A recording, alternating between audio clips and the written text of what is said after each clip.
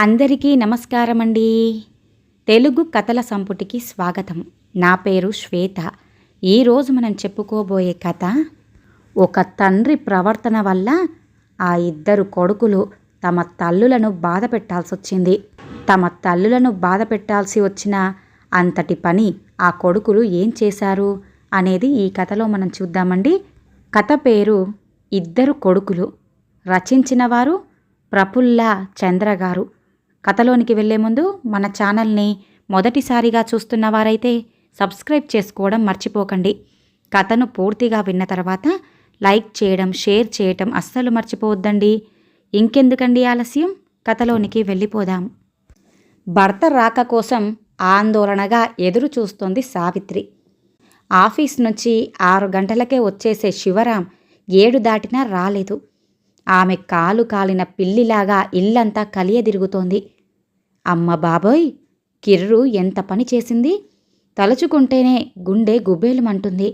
ఆయనకు వెంటనే ఈ విషయం చెప్పేసి పరిష్కారం గురించి ఆలోచించాలి, లేకుంటే చెయ్యి దాటిపోతుంది. పక్కింటి పిన్నిగారు హెచ్చరిస్తే తను నమ్మలేదు. కానీ తర్వాత దాఖలాలు కనిపించగా గుండె గుబగుబలాడిపోతుంది. ఎట్టకేలకు శివరాం ఇంటికి రాగానే టీ ఇచ్చి తన పక్కన్నే కుర్చీలో కూర్చుంది. ఏదో విషయం ఉందని గ్రహించిన అతను టీ చప్పరిస్తూనే, ఏంటి విశేషం అన్నట్లుగా ఆమె వైపు చూశాడు. మన కిర్రు లేదు, ఎంత పని చేసిందో చూడండి అందామె ఆందోళనగా. ఎంత పని అంటూ నవ్వేశాడు శివరాం. అది ప్రేమలో పడినట్లుందండి అందావిడ. పెద్ద బాంబు పేలిపోతుంది అన్నట్లుంది ఆమె పరిస్థితి. కానీ టపాకాయ పేలినట్టుగా కూడా ప్రతిస్పందించలేదు ఆయన. తను టెన్షన్తో రగిలిపోతుంటే ఆయనకంత నిశ్చింత ఏంటో అర్థం కాలేదు ఆమెకు. టెన్షన్ ఎందుకే, నేను వాకబు చేశాను. మన కులం కాకపోయినా అబ్బాయి కూడా అమ్మాయిలాగే హైదరాబాదులో పనిచేస్తున్నాడు. మంచి జీతం, గౌరవనీయ కుటుంబం. తండ్రి లేడు, తల్లికి అభ్యంతరం లేకపోతే మనకు ఉండక్కర్లేదు. ప్రేమ వివాహం కాబట్టి కట్నం కూడా ఇవ్వక్కర్లేదు.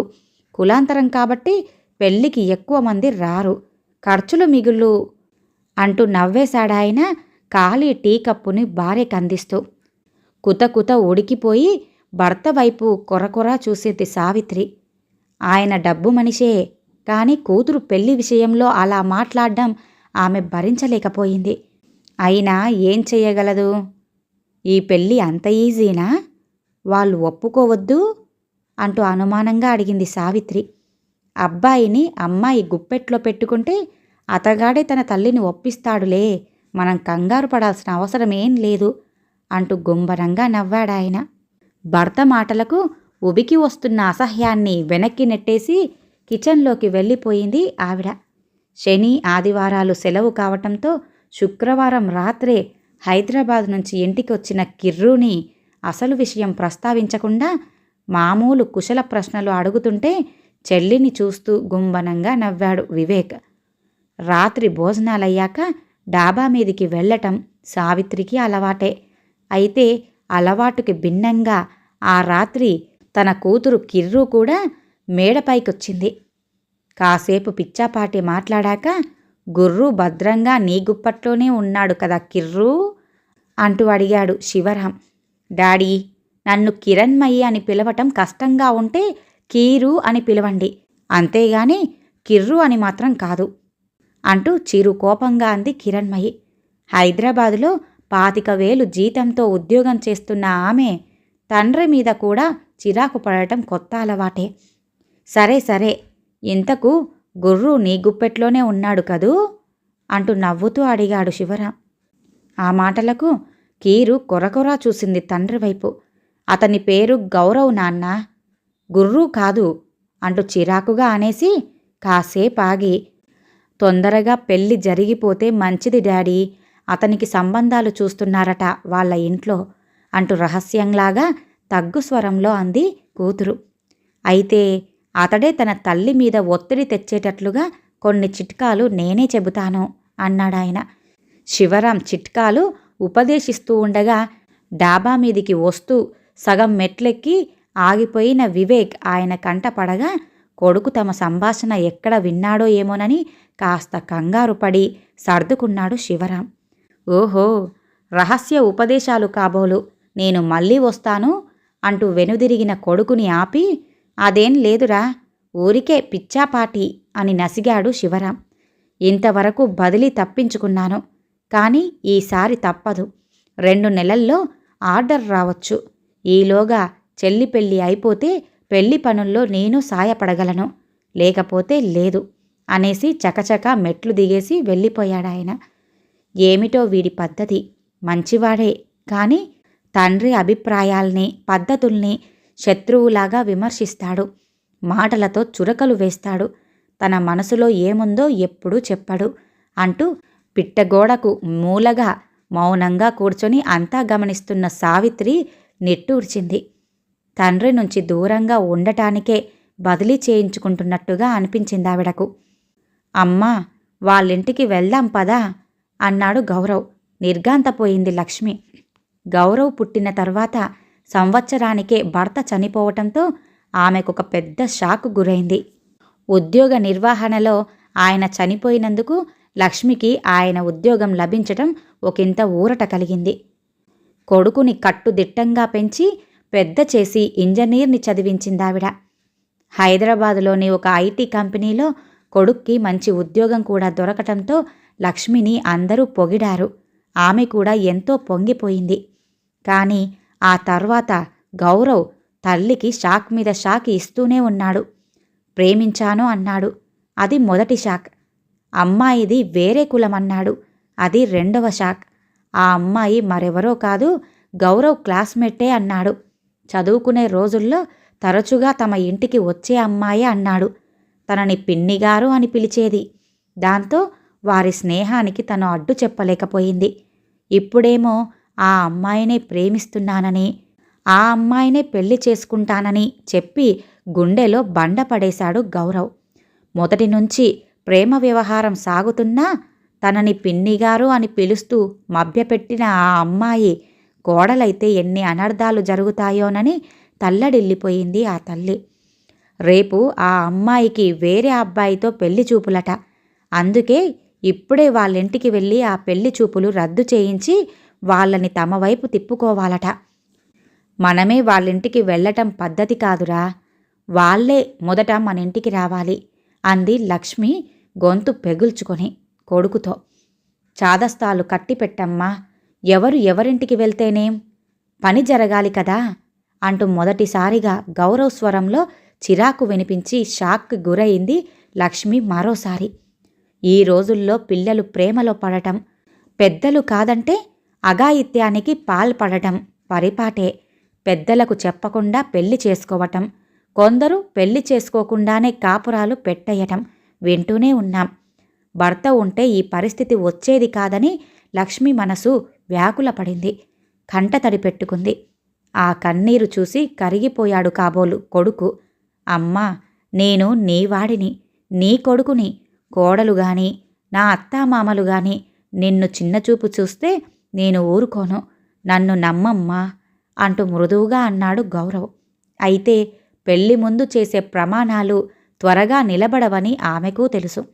బంధువులకు బట్టలు, పెళ్లి కూతురికి బంగారం, సన్నాహాలు, పెళ్ళంటే పెద్ద ఖర్చు. కనిష్టంగా 3 లక్షలైనా అవుతుంది. లక్ష్మీ చేతిలో అంత డబ్బు లేదిప్పుడు.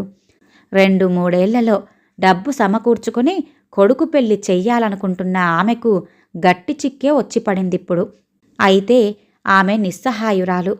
కొడుకు కోరిక ప్రకారం అప్పటికప్పుడు వారి ఇంటికి బయలుదేరింది.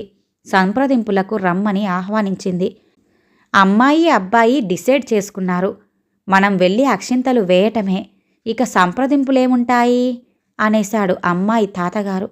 కట్న కానుకలివ్వరని వాళ్ళ మాటలతోనే లక్ష్మికి అర్థమైపోయింది.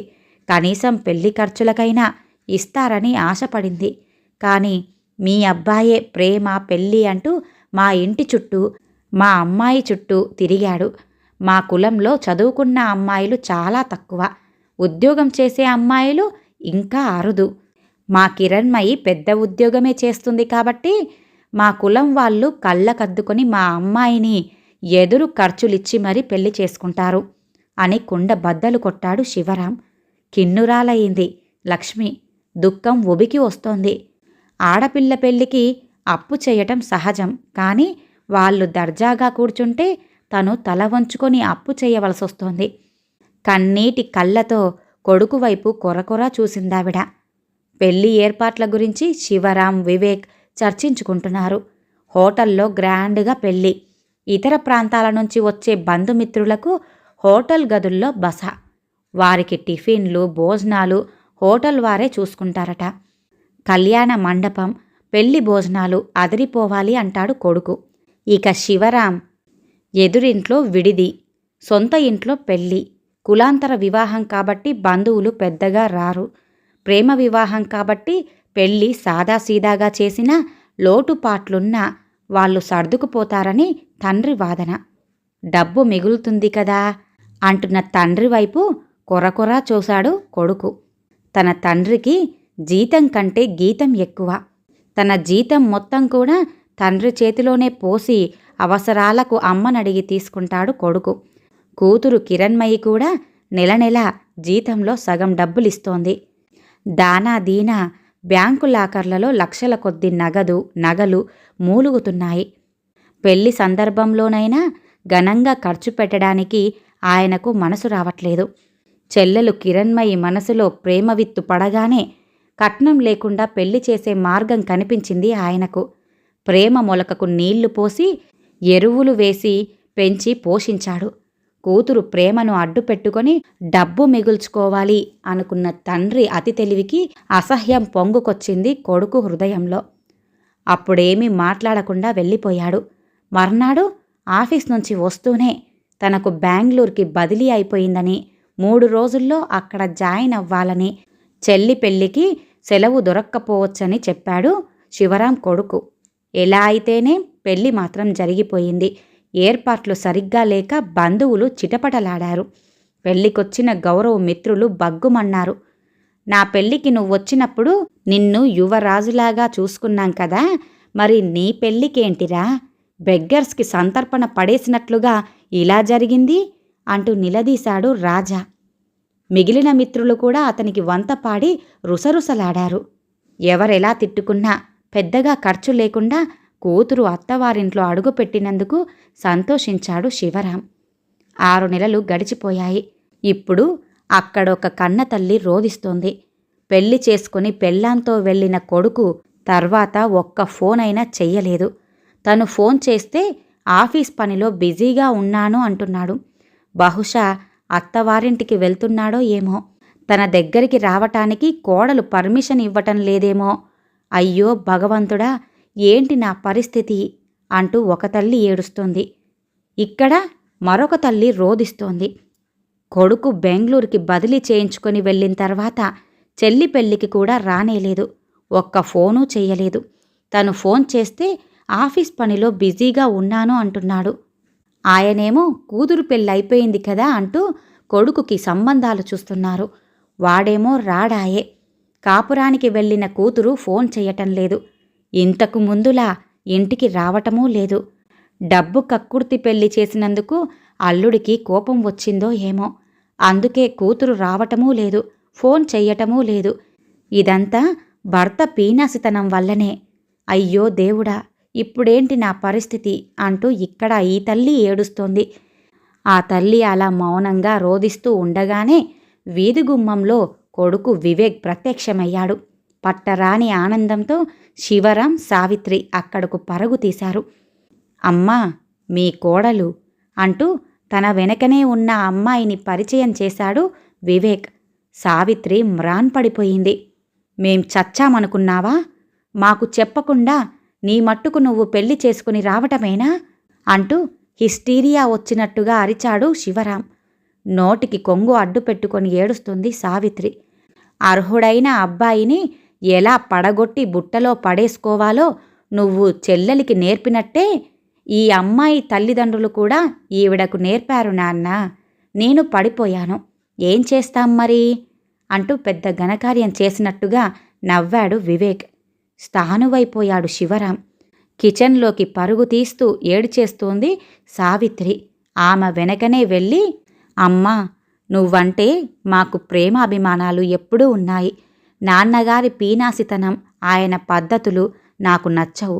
డబ్బే పంచప్రాణాలు ఆయనకు. నన్ను వేలంలో పెట్టి ఎక్కువ కట్నం తెచ్చే ఏ హిడింబినో తాటకినో కట్టబెడతారని భయపడి ఇలా చేయవలసొచ్చింది. నీకు నేనున్నానమ్మా అని ఆమె కన్నీళ్లు తుడిచాడు వివేక్. ఈ కథ ఇంతటితో సమాప్తమండి. విన్నారుగా, ఒక తండ్రి నీచమైన ఆలోచనల వల్ల 2 కుటుంబాలకు చెందిన ఆ తల్లులు ఎలా రోధించవలసి వచ్చిందో.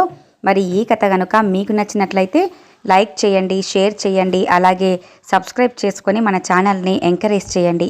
మీ యొక్క విలువైన అభిప్రాయాలను కామెంట్ రూపంలో తెలియజేయండి.